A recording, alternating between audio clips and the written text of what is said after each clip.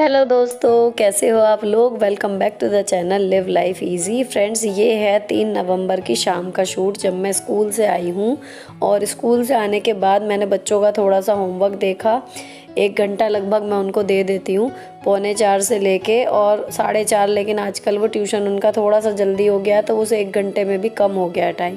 तो उनका थोड़ा सा पढ़ाई का देख के उनको भेजा है ट्यूशन। और आज शाम को हमें जाना है शादी में। तो मैंने ये जो डेकोरेशन अभी तक रिमूव नहीं की थी क्योंकि दिवाली के बाद एनिवर्सरी थी, तो हमने इन्हें लगा रहने दिया। अब कल का दिन खाली गया था लेकिन तबीयत थोड़ी सी डाउन चल रही है, गले वगैरह में पेन है तो वो नहीं हो पाया कल। अब आज दावत में जाना है तो डिनर नहीं बनेगा, तो थोड़ा सा काम कम है। तो लगभग वही 1 घंटा मैं इस चीज़ में यूज़ कर लूँगी। सारे सामान जो हैं डेकोरेशन के वो तरीके से उतर जाएंगे और ढंग से पैक होके वापस रख दिए जाएंगे। अब मैं इन्हें इस तरीके से रखूँगी पैक करके कि जब ये नेक्स्ट ओकेज़न पे मैं निकालूँ तो ये बिल्कुल सही कंडीशन में और तरीके से मुझे मिल जाए कि क्या चीज़ कहाँ पे रखी है। अब ये ना अभी 1 घंटा जो है बच्चे भी नहीं हैं और हस्बैंड भी नहीं है, तो ये है कि मैं चढ़ना उतरना सीढ़ी पे और इन्हें जो फूल माला वगैरह फैलेंगी तो इसमें जो है थोड़ा मैस नहीं मचेगा। मैं अकेली हूँ तो आराम से इसको धीरे धीरे कर लूँगी। अब ऊपर वाले गेट के ऊपर वाले हिस्से से मैंने निकाल दी थी। अब मैं छुटा रही हूँ जो शीशे पे मैंने टेप की मदद से चिपकाया है।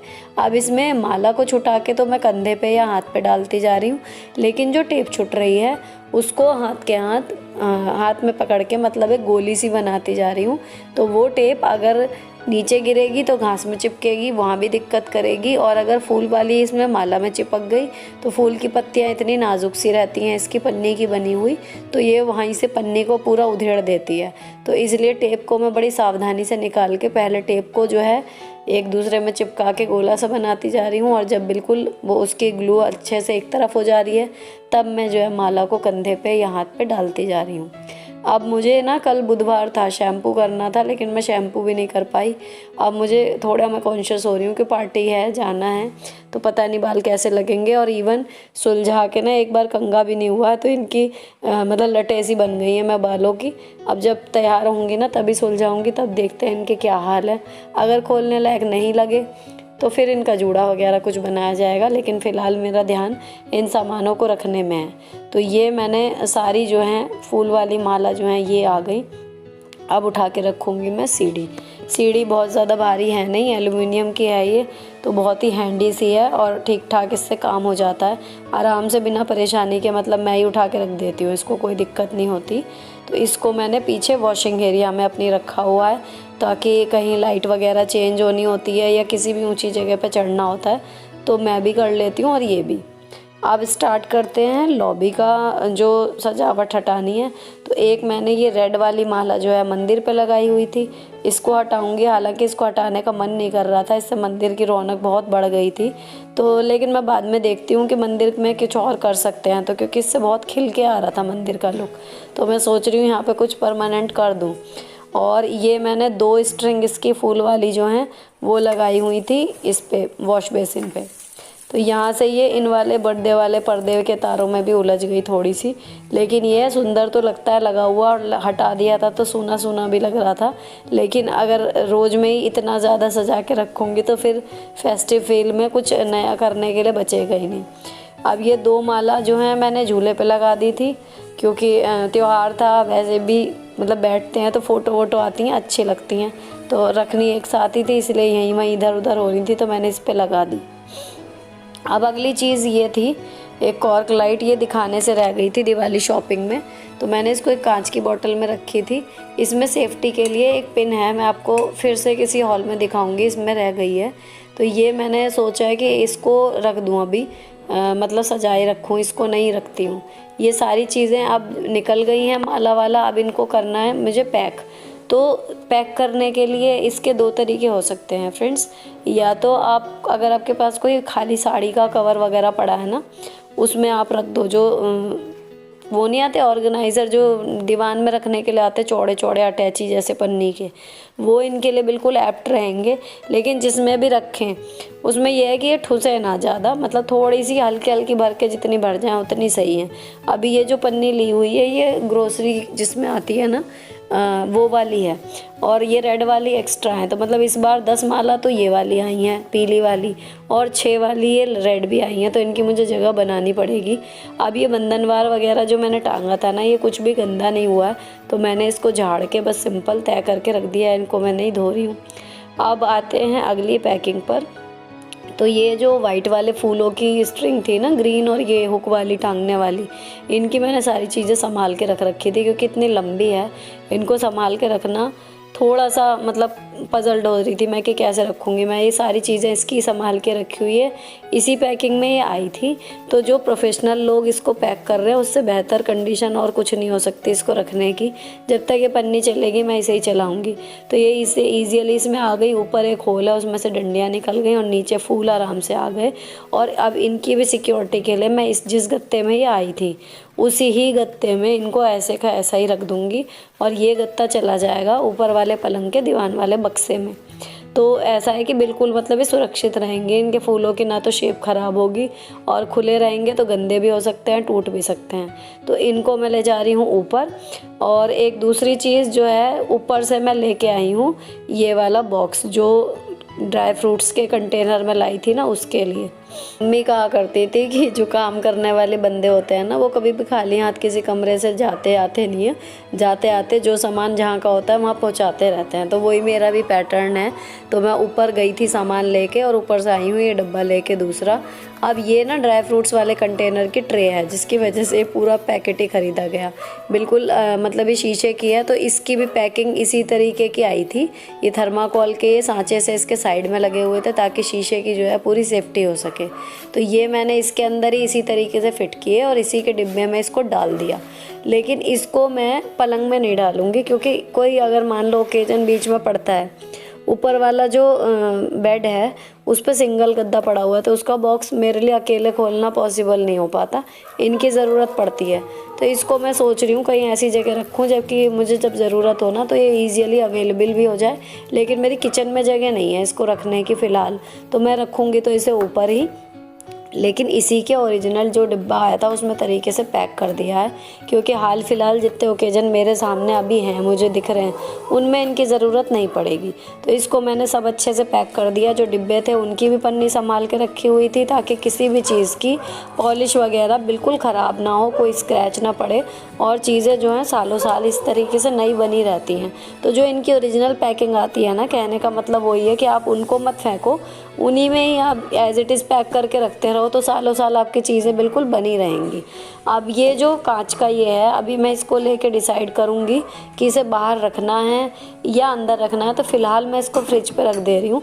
और 2 कॉर्क लाइट थी तो एक तो मैंने रख दी थी, दोनों अभी इसी में ही जो है कॉर्क लाइट डाल दी है। दूसरी मैंने कांच के ग्लास में लगाई थी, वो तो टूट भी गया। और आज आया है स्मिटन से मेरे हस्बैंड का एनिवर्सरी गिफ्ट जो उस दिन नहीं आ पाया था। तो ये इन्होंने मंगाया है एक परफ्यूम। इन केस आप स्मिटन ऐप के बारे में नहीं जानते तो ये एक ऐसी ऐप है जो ब्रांडेड और इम्पोर्टेड आइटम काफ़ी हद तक वो ट्रायल के लिए आपको देते हैं फ्री ऑफ कॉस्ट। और फ्री ऑफ कॉस्ट का मतलब ये है कि फिर भी शिपिंग वगैरह लगा के 199 या 235 रुपीज़ आपसे लिए जाते हैं। और फ्रीबीज़ इतनी सारी मिलती है, मतलब 200 रुपये में लगभग 5-6 प्रोडक्ट आपको मिल जाते हैं जो बहुत ही प्रीमियम क्वालिटी के होते हैं। वहाँ पर आप शॉप भी कर सकते हो प्रोडक्ट की। तो ये जो परफ्यूम है ये मैंने ख़रीद के मंगाया है। बाकी ट्रायल में जो है इनके छोटे पाउचेस मिलते हैं तो इसके स्मेल बहुत अच्छी थी तो हमने इसका बड़ा भी मंगा लिया। ये है। और अगर आप किसी के रेफरल कोड से शॉप करोगे तो आपके बेनिफिट तो जैसे के तैसे ही रहेंगे, उसमें कोई कमी नहीं होगी। लेकिन जिसका रेफरल कोड आप यूज़ करोगे उसको 200 स्मिटन बक्स मिलेंगे। तो यहाँ पर मेरा रेफरल कोड स्क्रीन पे फ्लैश हो रहा है। तो आप जब स्मिटन से शॉपिंग करें तो आप मेरा रेफरल कोड ज़रूर यूज़ करें, मुझे अच्छा लगेगा।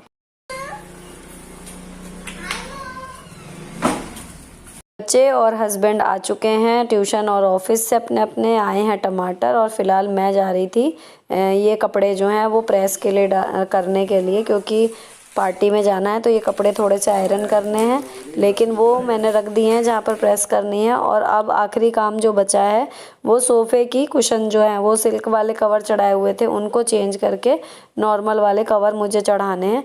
और साथ साथ ये बैठे हुए हैं तो हम लोग डिस्कस भी कर रहे हैं कि पार्टी के लिए हमें कितने बजे निकलना है, क्या टाइम ऐप्ट रहेगा। तो हमने डिसाइड किया कि हम लोग 8:30 से 8:45 के बीच में निकलेंगे। तो ऑब्वियसली आने में थोड़ी सी देर हो ही जाएगी।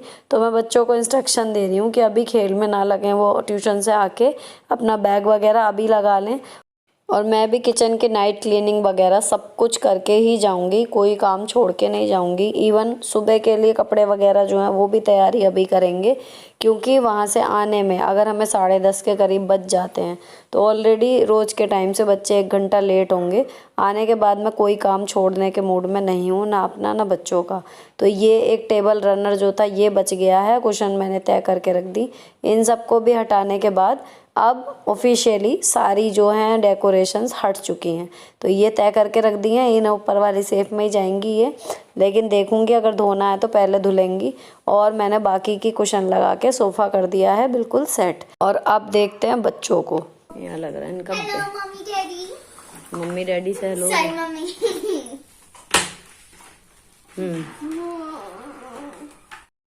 बच्चों ने अपना बैग लगाना शुरू कर दिया है तो ख़त्म भी हो जाएगा। तो उनकी तरफ से मैं निश्चिंत हो गई हूँ। अब उधर से निपट के मैं आ गई हूँ किचन में। तो 7 बजने में 10 मिनट हुए हैं। टमाटर जो हैं ये धुलेंगे इसलिए टोकरी में रखे हुए हैं और मैंने स्टार्ट कर दिए हैं बर्तन धोने। ये क्लिपिंग बना रही है आराध्या। और बर्तन धोने के बाद जो रात वाली किचन क्लीनिंग होती है ना, स्लैब पोंछना, गैस वगैरह साफ़ करना, डब्बों पे हाथ मारना, ये सब चीज़ें मैं अभी कर दूंगी।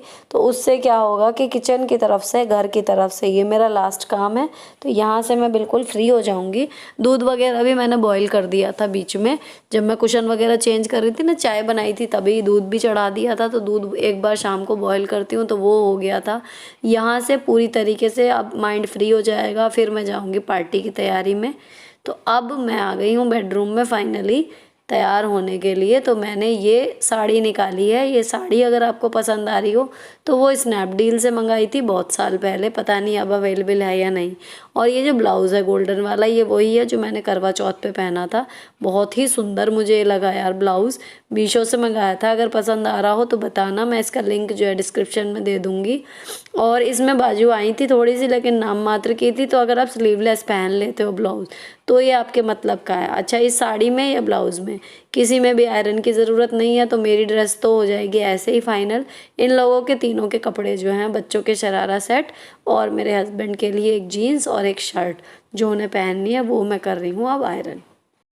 इसके साथ ही सुबह पहनने वाले अपना सूट भी प्रेस करके रखूँगी। तो ये अब प्रेस हो चुकी है, इनके शरारा, इनके पैंट शर्ट हस्बैंड के। और ये रेड कुर्ता कल पहनूंगी, फ्राइडे है तो इसके साथ शरारा जो पहनती है उस पर प्रेस की ज़रूरत नहीं होती। तो ये हो गया। और ये ड्राइंग आज फिर बन गई है विशाल और सुनीता की। अब मैंने साड़ी बांध ली है। तो ये वाला ना मैचिंग इसके साथ जो ओरिजिनल ब्लाउज़ था वो नेवी ब्लू कलर का और एम्ब्रॉयडरी वाला पूरा भरा भरा सा ब्लाउज़ था, लेकिन वो थोड़ा आउटडेटेड सा अब लगने लगा। तो मैं इस चक्कर में थी कि साड़ी को किसी तरीके से दोबारा से अलग तरीके से पहना जाए। तो मैंने एक जगह एक पिक में देखा था गोल्डन ब्लाउज़ के साथ यही कॉम्बिनेशन बहुत अच्छा लग रहा था। सो मैंने भी ट्राई किया और मुझे भी मतलब पहन के बहुत अच्छा लगा। अब मैं इसके बाद जो है फटाफट से पहले मेकअप कर रही हूँ। अच्छा, मैंने बच्चों का ना इससे पहले मेकअप कर दिया था, जो भी उनके क्रीम पाउडर काजल लगाना था, लेकिन बाल नहीं बनाए थे, बिगाड़ लेती हैं। अब मैं अपना मेकअप कर रही हूँ फटाफट। अगर आपको इस मेकअप की डिटेल वीडियो चाहिए तो ऑलरेडी मेरे फैशन और ब्यूटी वाले चैनल पर अपलोडेड है। पार्टी मेकअप मैं कैसे करती हूँ, that is justify your blessing with Sunita, इस नाम से वो चैनल है। उस पर आपको डिटेल में मिल जाएगी कि मैं पार्टी में जाने के लिए मेकअप में क्या क्या लगाती हूँ, कैसे कैसे क्या क्या करती हूँ। तो वो मैंने इसलिए यहाँ पर डिटेल में शेयर नहीं किया। अभी रिसेंटली एक वीडियो मैंने वहाँ पर पोस्ट की थी, वहाँ पर आपको ईजिली मिल जाएगी अगर आप देखना चाहें तो।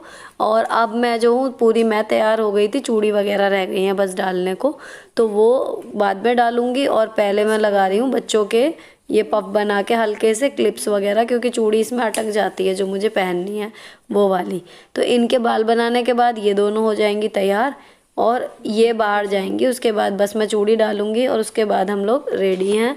अच्छा, बाहर जाने से पहले हम लोग हमेशा मतलब कोशिश यही रहती है, अगर लेट नहीं हो गए हों, कि जब तैयार हो जाते हैं चारों लोग तो हम एक फैमिली फ़ोटो ज़रूर खींच लेते हैं, क्योंकि सब लोग रेडी हैं, इससे बढ़िया ओकेजन क्या ही होगा।